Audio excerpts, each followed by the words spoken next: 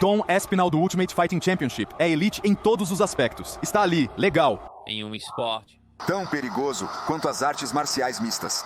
A divisão dos pesos pesados é a mais punitiva de todas. Um soco ou chute perdido pode ser o erro mais grave, mas Aspinall não deixa pedra sobre pedra para garantir que ele dê o golpe final em vez de recebê-lo. Agora. No. Auge do esporte, o desafio final não é apenas pelo título indiscutível, mas vencer Jon Jones, o maior de todos. Dana White, com sua teia de mentiras e meias-verdades, mantém Tom num limbo de luta.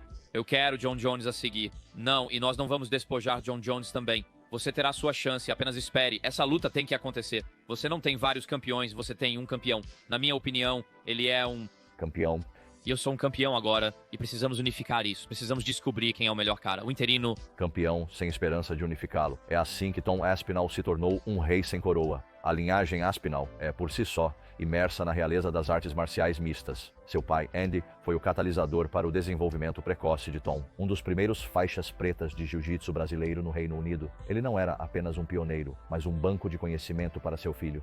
Treinando em seu galpão de família por muitos anos, Tom se tornaria mais sábio, além de seus anos na arte da luta. Ele é... tudo pra mim.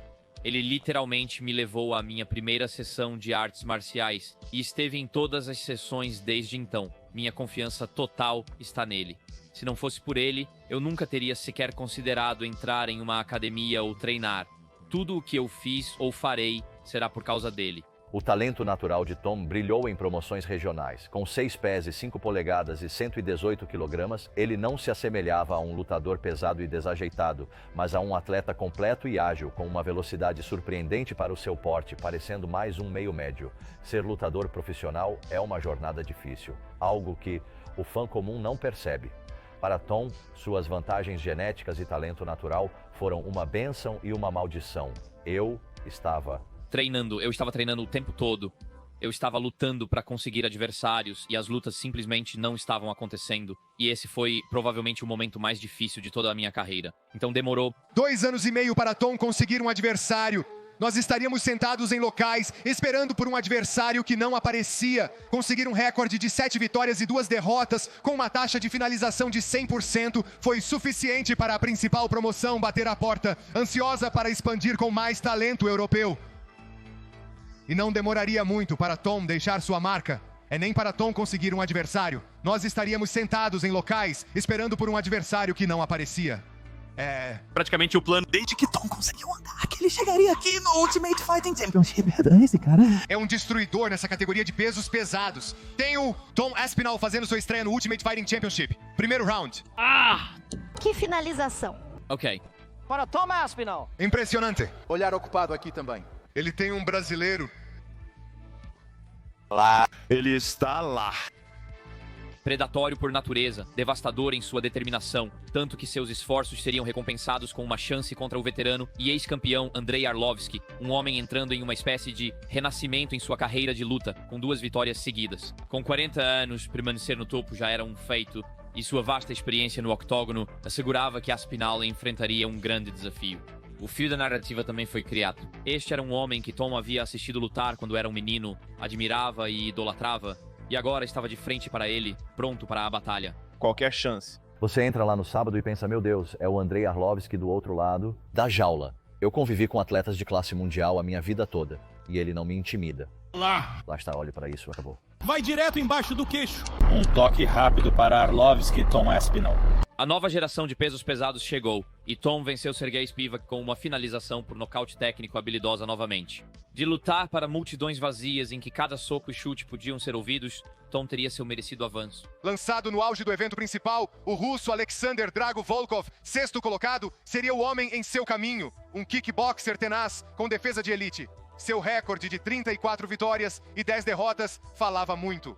Era uma história do jovem e faminto estreante contra um pilar do esporte que já tinha visto tudo, diante de uma multidão barulhenta de Londres sedenta por violência.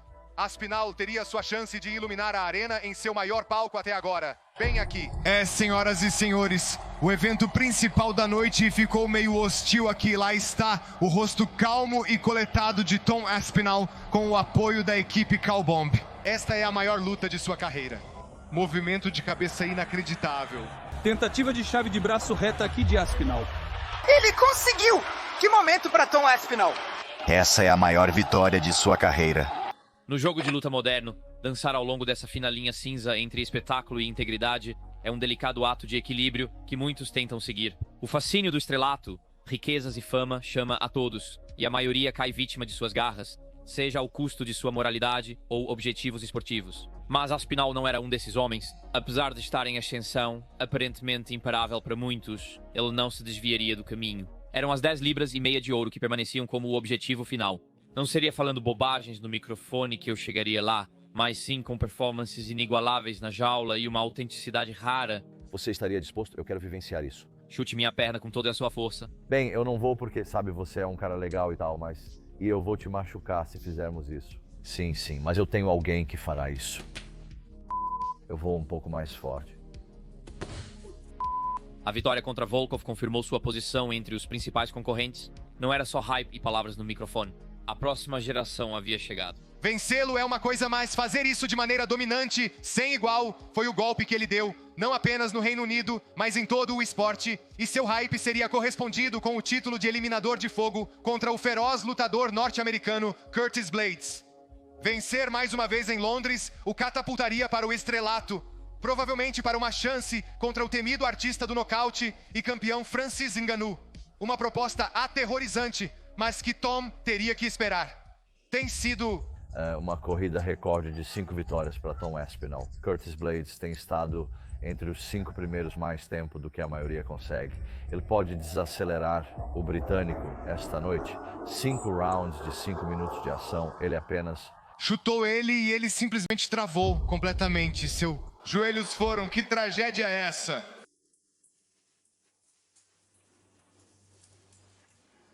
Isso foi um revés devastador, uma lesão da qual a maioria nunca se recupera totalmente, muito menos retorna ao artes marciais mistas. O ferido era diferente dos outros lutadores. Talvez fosse um sinal dos deuses do artes marciais mistas. O Ultimate Fighting Championship costuma impulsionar trains de hype a todo vapor.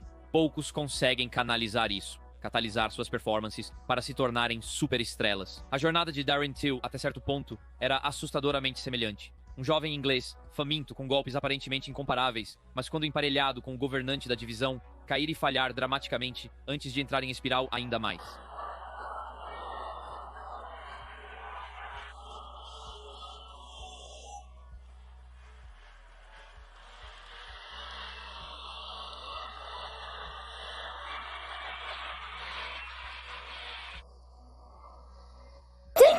Um caso de ser flagrado na euforia de uma luta, um caminho que Tom simplesmente não podia se dar ao luxo de tomar.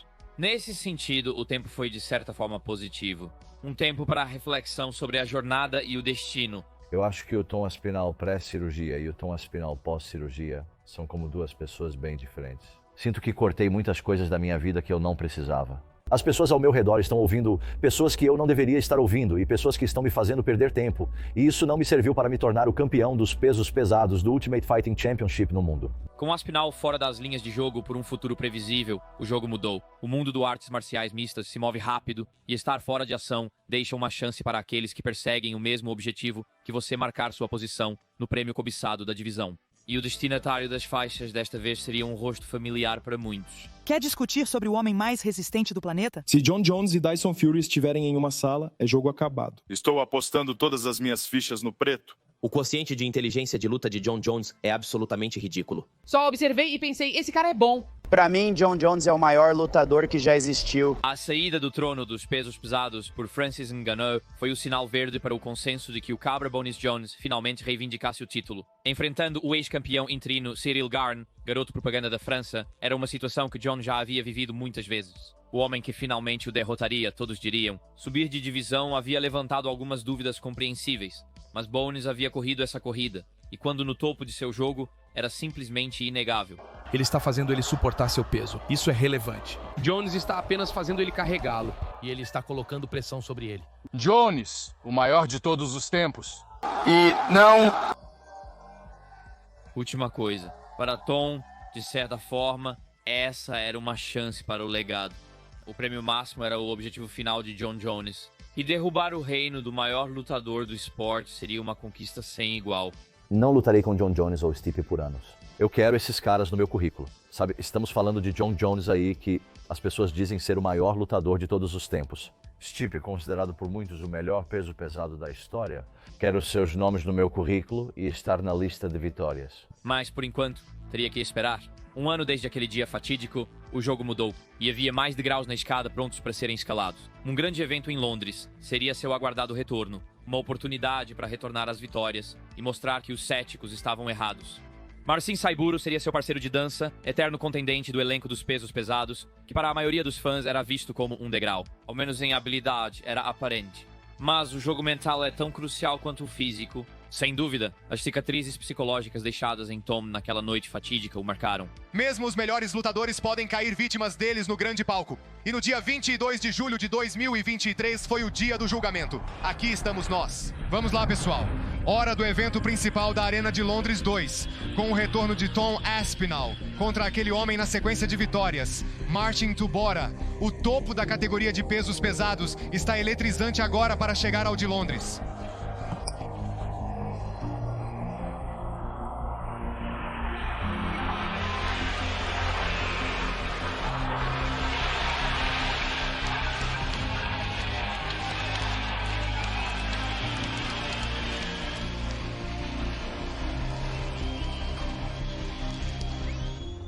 Inglês estava de volta, colocando o resto da divisão em pleno aviso mais uma vez. A vitória, embora esperada, foi impressionante. Com sua lesão, não mostrando nenhum sinal de declínio na luta, mas sim uma melhoria, mantendo o recorde do tempo médio de luta mais curto da empresa, era um verdadeiro reflexo de sua versatilidade. No entanto, seu próximo oponente era talvez o único homem que poderia rivalizar com seu pedigree de finalização. Um golpe de sorte dos deuses das artes marciais mistas colocou a oportunidade nas mãos de Tom.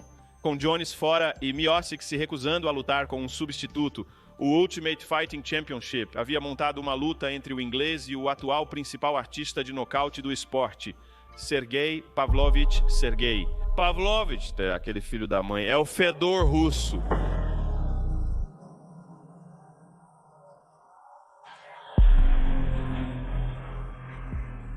Seu boxe. É muito apertado mesmo, cara. Socos de verdade, técnica excelente. Sergei Pavlovich.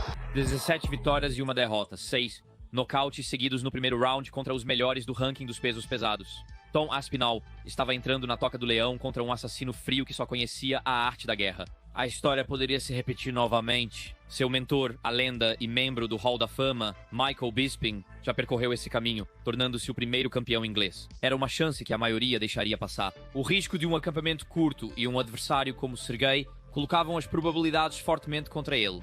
Pavlovich também passou por um acampamento completo como reserva. Mas Tom era um homem que ousaria ser grande a qualquer custo, disposto a arriscar tudo por uma chance de glória. A preparação não envolveu um homem exibindo uma persona audaciosa e confiante, mas sim o inglês permanecendo fiel a si mesmo como sempre havia sido. Das ruas de Wigan para o renomado Madison Square Garden de Nova York, Tom não mudou por ninguém. Eu não vou ficar no meio da jaula e ter um duelo com ele. Você entende o que eu quero dizer? Eu não vou ter um concurso de comparação com ele. Ele provavelmente vencerá, literal e figurativamente. Você sabe o que eu quero dizer? A beleza, não apenas do octógono, mas do ato primal de lutar, é que ninguém é poupado. Não há desculpas, não há saídas, bravata e conversa fiada podem te levar até a jaula. Quando essa porta se fecha, é só você, armado com 2 punhos e a vontade de vencer. As crianças vão render dividendos.